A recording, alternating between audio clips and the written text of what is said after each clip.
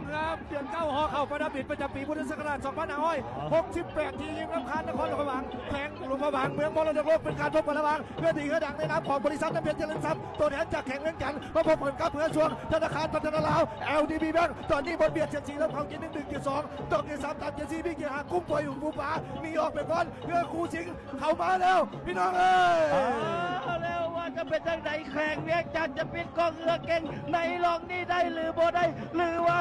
ว่าจะเป็นธนาคาร LDB หรือว่าธนาคารพัฒนาลาวจะเอาไปอีกเดียวนึงเอามาติดตามประกันพี่น้องตอนนี้เริ่มจะเข้าโค้งแล้วจะเข้าโค้งตั้งหลักว่าใครจะตั้งหลักได้ก่อนการพี่น้องเอ้ยเอาละวะเบิ่งว่าเป็นไผ่จะเป็นไผ่นำต่างคนต่างไผ่ต่างคนต่างเคาะเจ้าค่อยเจ้าเอาเยอะสาวเลิกธนาคาร LDB จะนำทันหรือโบราณจะนำทันหรือโบราณตอนนี้น้ำเพชรเจริญทรัพย์จากแขวงเวียงแก่นที่ทางเบื้องขวาใส่เสื้อสีขาวบีจะหนีได้ตลอดปลอดภัยหรือบ่ได้เอาละเว้ยอันตรายเป็นคู่ชิงบอกว่าจะจบในรอบเดียวหรือบ่เบิ่งมา LDB อยู่เบิ่งซ้ายตีแหงแสงหนีจะหนีได้ตลอดปลอดภัยหรือบ่ได้หรือบ่เป็นบริษัทน้ำเพชรเจริญทรัพย์อยู่เบื้องขวาจะหนีได้หรือบ่ได้จะได้เรียกบ่ได้เป็นหอบตีหอบศิษตาบ่กันแต่พันจะเป็นแซมอยู่ในคู่ของยืนท่านี้ไประวัง LDB อยู่ทางมือซ้ายซิ่งตาโคจรมาพบกับแพ้เมืองจะอยู่ทางมือขวาซิ่งเข้าตอนนี้คือเป็นจันบริษัทน้ำเพชรเจริญทรัพย์อยู่ทางมือขวาพยายามที่จะตีแหงแสงหนีจะได้หรือบ่ได้แข่งเลี้ยงแก่เต็มที่แหงแสงหนีออกมาอยู่ส่วนอีกรอบหนึ่งในนามของ LDB ยังจี้บนเบียดเสียดสีจี้ขึ้นมาเ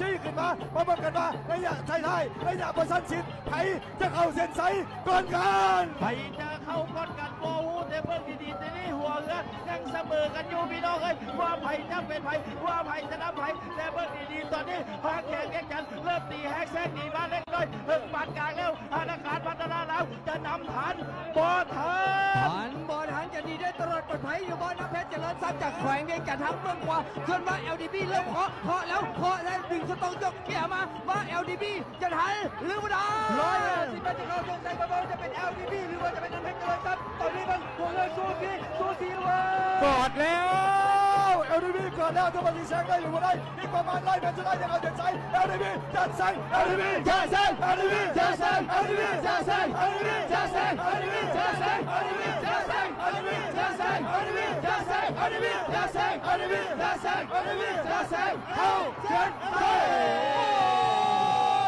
เอาแล้วผู้สาวยิงจุดแล้วโอ้ยทันบ่ล่ะนี่ทันบ่ล่ะในเมืองตะเบอร์ภาษาในเมืองภาพโซโลโมสันพ่อภาษาจากทางทีมงานสตาร์อีหยังทั้งหมดขอภาพซ่าก่อนแล้วขอภาพซ่าก่อนนี่ท่านผู้ชมตอนนี้นะผู้ชมเบิร์ตอนออกตัวเสมอกันคือว่าออกตัวพร้อมๆกันแต่รอบนี้บ่มีผู้เดินยกเฝ้าคือว่าตอนนี้เห็นได้ว่าธนาคารพัฒนาลาวพยายามที่จะแซงพวกเขาจะบอกบรรยายอย่างไรเจ้าทอดคอช็อตเดียวคอจังหวะตัดสินสีขาดถ้าเบิ้งน้ำกันไม่ต้องถ้าเบิ้งน้ำกันจะเป็นแข่งเวียงจันทร์น้ำเพชรเจริญทรัพย์หรือจะเป็นธนาคารพัฒนาลาวขั้วใส่ในรองนี้ไปเจ้าเบิ้งแล้วเห็นได้ว่าเอาละ LDB นี่พยายามนี่แหละมาแล้วทันบ